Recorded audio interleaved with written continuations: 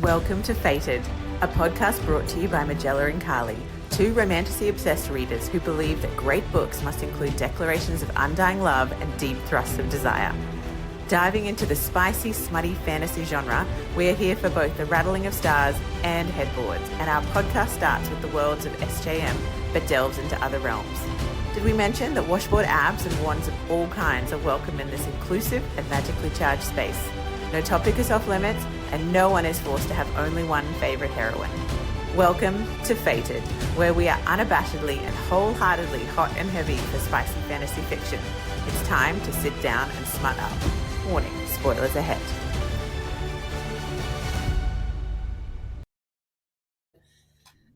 Hello and welcome to Fated the podcast. I'm Carlie. And I'm Majella, and this is episode 18. We are back from our holiday / Christmas / summer break, and we both read some books. And we're going to talk about which books we read and which books we didn't read and how we're feeling about the year ahead in general from a reading / smut / kind of magic perspective. Carlie, let's begin with you. Did you get through your entire summer TBR list, the one we discussed in our holiday reading previously? Absolutely not, because I, as always, am over ambitious about the list. So it was funny, I actually looked at that list the other day. I was like, yeah, maybe got half done, but that's okay because it still felt good. So I was still really chuffed with the books that I did read. I really enjoyed the 3 that I got read in the 3 weeks that I was away with my family. But yeah, it's just another reminder for me of again, not putting too much pressure on the reading process and just allowing it. So there was one book that I read and devoured in 2 days, which is really fast for me. And if I was uninterrupted, I probably could have read it in a couple of hours. And then there was a couple that took me a little while, and that was equally as awesome. So no, I didn't get through my TBR. What about you? I didn't get through my list. In fact, I went so rogue off my list. I feel like the list that I was like, yes, Carlie, this is what I'm definitely going to be reading over these next few weeks. I looked at it and went, no, I shan't be doing any of those. I did do some of them. I did actually get through 1, 2, 3, 4, 5, 6, 7, 8, 9, 10, and a fanfic.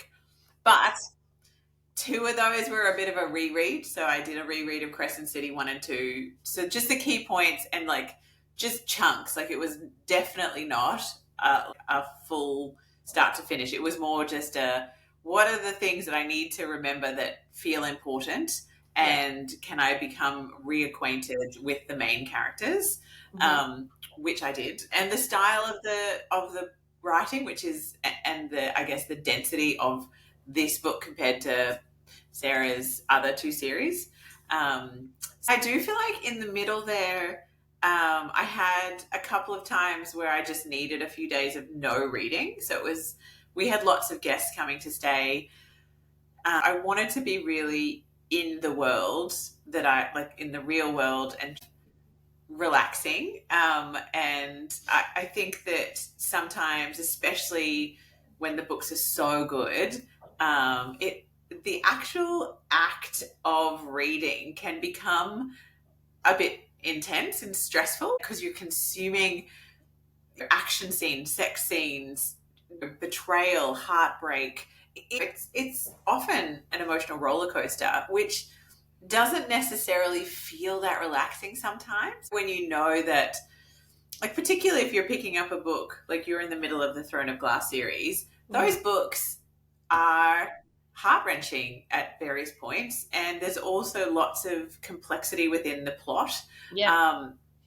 Whereas when you're reading your ice hockey romances, or when I like dived back into a fanfic from Akatar, it felt, it was like watching a popcorn film versus maybe watching something that requires your full attention and to be like very in the experience.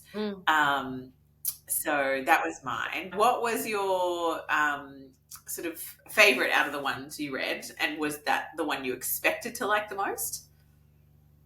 Oh, okay.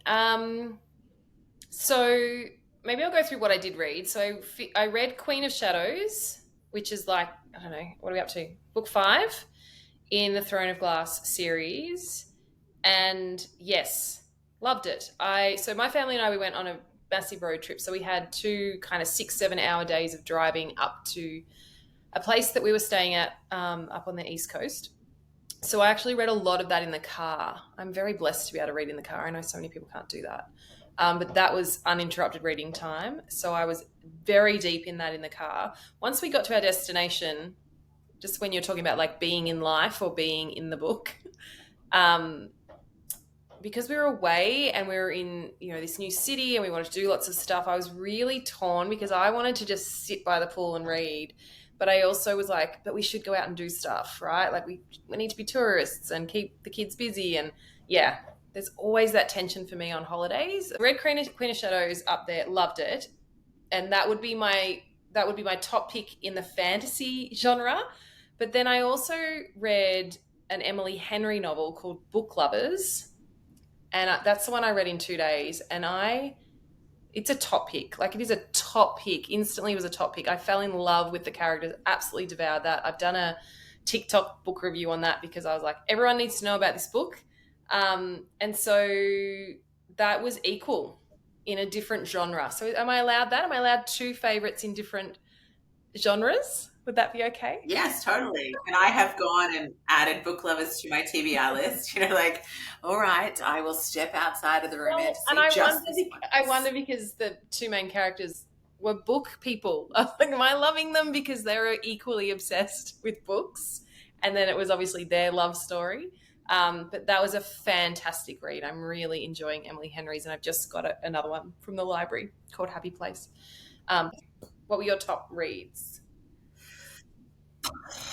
Well, to be honest, every read, I feel like now looking at my list, they're very equal.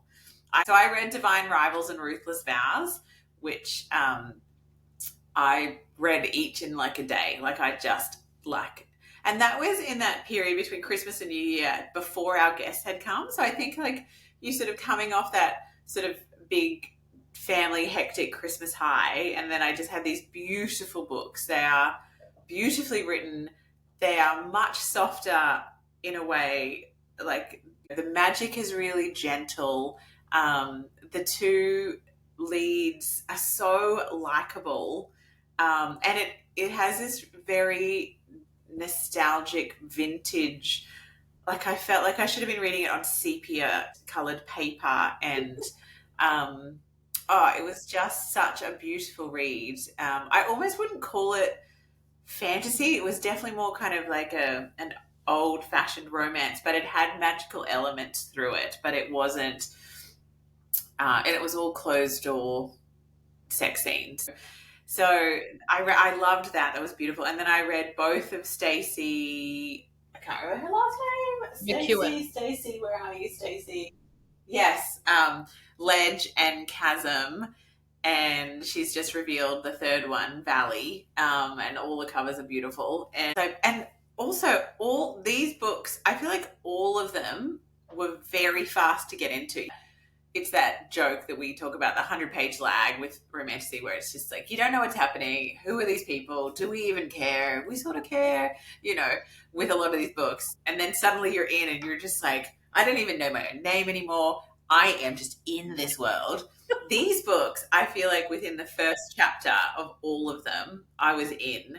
Yeah. And I don't know, again, if it's starting to identify my own reading patterns. Like, I do feel like there's times when I'm not ready for a new book, and then I just pick up something to reread. Like, I need almost like a comfort read, like the same way that I would rewatch Friends or Schitt's Creek or something, or Dirty Dancing, like a rewatch of something.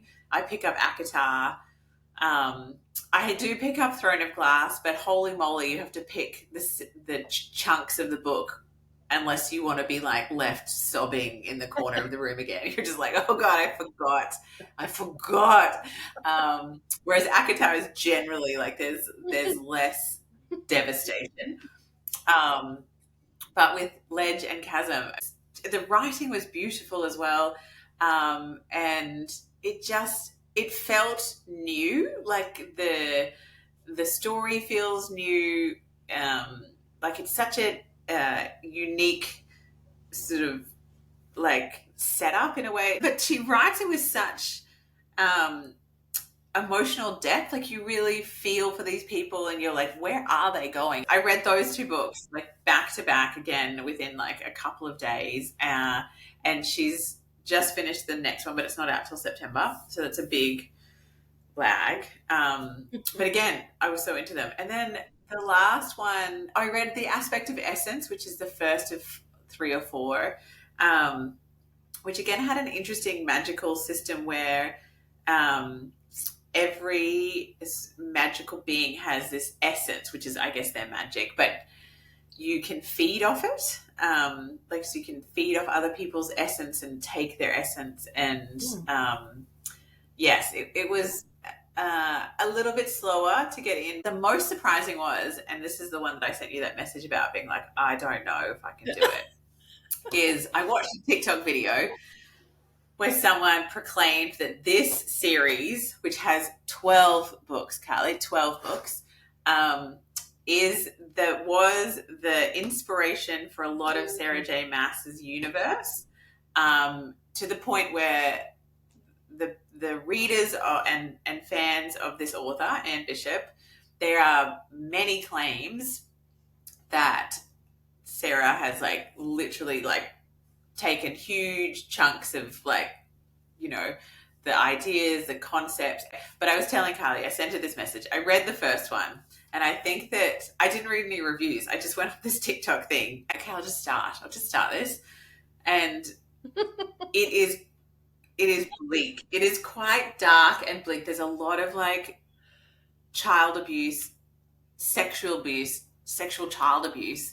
I sent Carlie a message after the first one because it just like it was so bleak, and it was a bit like it was so good to read, but also like I felt like I was coated in this like ugliness. Like I was just like, oh God, like why are people like this? Like why would you do that? Like for the evil people. And so I was like, I'm not reading it. I don't think I can do it. I don't think I can do it, Carlie. There's 12 of these books. Anyway, I've read the next four. So Of course you did. I can't stop now. They're so good. Oh my God, they're so good. When you say you read another four, are these like 300 pages? Are these 600-page tomes? Like what are they huge? Because I don't know, because I'm reading them on a Kindle. So it's very hard to gauge the sense of a book, because I've never even seen these in a bookstore. I wonder what, like, has she ever got a claim for these? Anne Bishop, you know, it's wild to me that these incredible authors with these amazing series, and we just don't know about them. This year, we want to know more about these, you know, maybe not TikTok famous writers. I'm just interested because, you know, for you to read 10 in the time I read 3, it's amazing. It's just incredible. They're all around 450 pages long. So I don't know what that is in terms of like, is it half of an Iron Flame? Yeah. It'd be so cool to see if this series surpasses Throne of Glass for you. Yeah. I mean, it doesn't have, I mean, I really like the main character and her consort and her mate. But it does have a slightly more, I don't know what the word would be, but how would you describe, I guess, the Lord of the Rings kind of energy and feel versus, say, the ACOTAR and Throne of Glass sort of energy? How would one describe that on the spot? let's see. Let's touch base with you as you go through this series and see, because it's really interesting being where I'm at with Throne of Glass. So Queen of Shadows is finished. Loved it. Like revengeful Aelin is just like the best. But I'm about to go into, well, I am into the tandem read, right? And I have yet to, in this series, feel the gut wrenching devastation that I see all of you Throne of Glass fans share, talk about. It still hasn't quite happened. So that's why when I ask about this new series you're reading, I'm like, I wonder if there'll be these moments in the books to come where you're just like, yes, this is astronomically so much better than Throne of Glass. I don't know. I don't know. Anyway, I mean, I think it'd be hard to be like it's better, but I do think the Throne of Glass, it is like that slow burn, like I mean, I think because I didn't read Assassin's Blade in the beginning, but I think that obviously it kind of starts with this devastation, and then it's sort of like it's almost like she kind of has this drop, and then the books sort of take her on this like upward, like she's kind of building and growing and pulling everything towards her and together, and then I feel like you're starting to hit where like I don't think I recall other than the Assassin's Blade devastation. Like I really feel like a lot of it happens in those last yeah, Empire Storms two books because you're reading the tandem read and then it's Kingdom of Ash, right? That's how it goes. Yeah. So I'm feeling like Empire of Storms there's gonna be I'm gonna cry a lot in this one, and then I'm gonna literally have my heart ripped out in Kingdom of Ash. Like that's what I'm foreseeing watching people on TikTok talk about Kingdom of Ash. So we will see, but that is where I'm at. But I also wanted to talk about dipping in and out of worlds. So something else that happened for me on the holidays was that I had Queen of Shadows with me. I finished it, but I didn't take the tandem read with me because I also needed to fit clothes in my suitcase, and it was a bit ridiculous. So I took other books like One Dark Window, and I jumped into this because I'd read Queen of Shadows, I'd read Book Lovers, and I was like, well, I'd read Powerless. I'm like, what's next? And so I started this, and I don't know if you remember me messaging you. I'm like, I just can't get into this. I to be honest, I only read 5 chapters. But in my brain, I was like, why, Carlie, are you trying to go into another world when you want to stay in this one? So for me, I really struggled to just go, well, I'll just read this while I can, while I've got time, because I haven't got Empire of Storms with me. So jumping between, I found really hard. And, you were saying you love this. And I'm like, it must be amazing. Maybe I'm not going to give it, the credit it's due because I'm still very much in Aelin's world. Like I'm really wanting to stay here and I don't want to go anywhere else right now. Maybe that tarnished Powerless a little bit for me too. I don't know. Although at the end of Powerless, I was very keen to jump on and download Reckless. And then I realized, and I was sad when I realized that doesn't actually come out till July. So Majella was hilarious. I literally jumped on and just went order, like on Amazon, bang, paid. And then I went to my Kindle. I'm like, why hasn't that downloaded? And then I was like, oh my gosh, that was a pre-order. You have to wait. So I obviously liked it enough to run to it. And also that's so like unsatisfying because I have definitely done that before when I've just gone and that pre-order option is there, but you like, especially if you haven't like you don't follow the author or the publishing company and you have no idea if it's coming soon and you're just like, yes, duh, and then you're just like, damn it. I got it mixed up. I had in my head, I think, Ruthless Vows that came out in early January with Rebecca Ross. Is it Ruthless Vows? Yes, Divine Rivals and Ruthless Vows, yeah. And then I was like, oh no, Ruthless Vows. I've got them mixed up. But anyway, I've paid and I'll have Reckless in July. So I obviously liked Powerless enough. And I did. Like, I mean, gosh, who wouldn't like Kai? Yummy. Delicious. Amazing. Another enemies to lovers. But yeah, anyway, I just thought that was an interesting thing. Like, I was like, that is what is my hand. I could read it, but I don't want to. I want to stay. I want to stay here, keep my energy here. But do you think it's also because it's in a way like the effort it takes to sort of Yes. create that internal visual world and build those connections, because that's why we love the book so much, is that we build this connection to the characters and we start to identify them as friends or enemies or lovers, or we're like, oh, I'm in their world, I want to stay in their world. But also just the actual mental effort Yeah. required to place them in there, to because the visuals of Terrasen, feel very different to the ledge and the chasm sort of lands that I picture, and especially like when the love interests and the main characters are all very distinctive looking as well. It's like, this person I need to make, Ayla needs to look like this, and she's got the blonde hair and the blue gold eyes and stuff. But then if you flip over to, Divine Rivals, she's got like long raven black hair, I think, and these like gray eyes.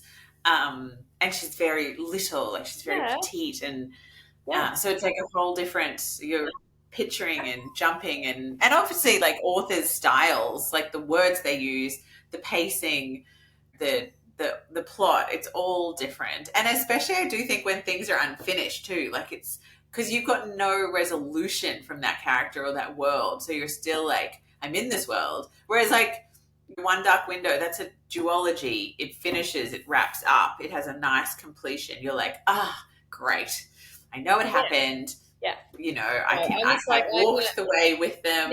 I need to finish Throne of Glass. It needs to. I just want to finish it, but then I also don't, because I'd love it to go on forever. But you know what I mean? I just want to stay in that world, because you're right. Like jumping across to then monsters and vampires, I'm like, hang on, my brain just goes short circuits a little bit. So I allowed myself just to put a That's little. true. And once I'll come back to that. That's right, which is the kind thing to do, I think, for your brain, and your heart. And also, after Throne of Glass, I think you would want to go on to Crescent City, Presidency. because, Yes. and as well, the next Akatar book is coming out. So, like, I do think that Throne of Will I Glass ever will get have out? some continuation. Will I ever get out of the No, never. I universe? mean, like this Anne Bishop has written 12 in one series, so I don't know if there's also many other series as well that the worlds all kind of like start to overlap, and That's my focus. Throne of yes. Glass, tandem read, which is quite the journey. Like, and that's why I tabbed it And out, because I'm going to get confused here. Yeah. it's an incredible journey that she is on as well. It's the most epic out of the three series, even though Crescent City is much more tightly packed in a way. Yeah. No one has gone on Aylin's sort of hero journey in my mind in any other series yet that I've come across. But I do feel like what's coming up on my FYP is the constant debate about Azriel's mate, because that's the next book. So after Sarah J. Maas, Crescent City in 2 weeks, but after that, the next book being released this year is apparently Akatar 6, which has to be about Elaine, because she is writing about the three sisters. Yeah. And there's been no book from a man's perspective. Like, we didn't get Cassian's book, we got Nestor's book. We didn't get Rhysand's book, we got Feyre's book. So people are like, Azriel's not going to get a book. It's going to be Elaine's book. And then people do it on both sides, doing all the foreshadowing. But Azriel's going to end up with Gwen. And I'm just like, actually, you know what? I feel like Azriel is going to be the black sheep, the plot twist, that he's either going to be gay or he's going to end up with like Bryce from Crescent City. Like, because it just feels like there's so many, like, no matter who I listen to, they've all found like corresponding passages that really make sense for that point. I'm like, yes, Azriel is definitely going to end up with Elaine. Look at these passages. And then the next video I watch, I'm like, oh no, it's definitely going to be Gwen, because like, look what happens here. And then I'm like, yes, but like there's all these like weird little lead-ins over here.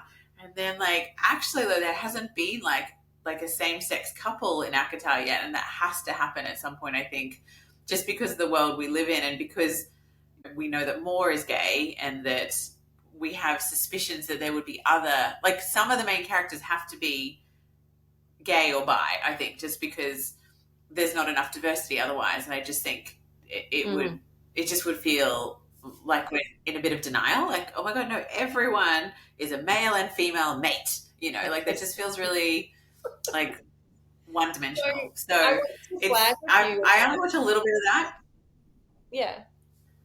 Sorry to cut you off. I want to flag with you about doing an episode on just theories. I would really love to just whip out all the main theories we're seeing and discuss them, because I think that our audience, that's a conversation that they'd love to have. Is like, okay, I saw this theory. Does that work? What do we think?